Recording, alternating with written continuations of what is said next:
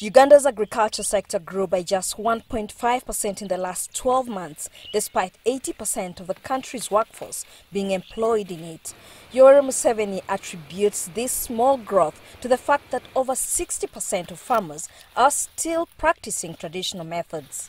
The leaders and the farmers should know that these products of our agriculture must compete regionally and globally, because that is where the big market is.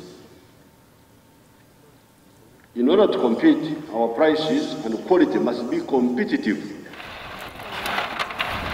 Uganda is the leading producer of coffee in Africa, and the president says farmers should now grow more crops like coffee and tea to meet the growing demand on the world market.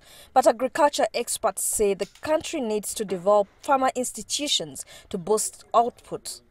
Provided there is a system which controls or which have the checks and balance within the sector, then we cannot. Because when you talk about, for example, those farmer institutions, if I talk of the cooperatives have the big role to play in terms of the quality issues, in terms of even regulation, in terms of mobilizing funds even to buy quality inputs.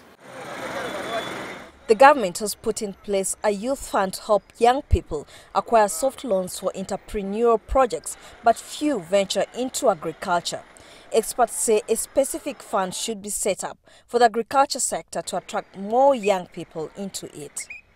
The government have to start coming in and see how they can bring in the agriculture sector what I can call youth programs.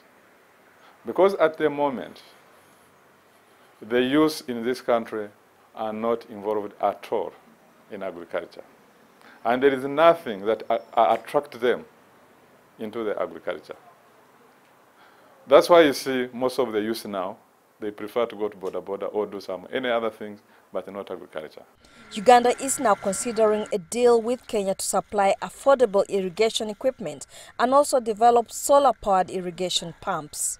Uganda has in the recent past put in place agriculture advisory bodies to provide affordable inputs like improved seeds and fertilizers to small-scale farmers. But these institutions have been accused of corruption.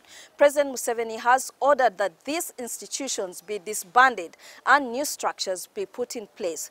Many agriculture experts feel that the government needs to do much more for the sector to be modernized. Isabel Nakirya, CCTV, Kampala.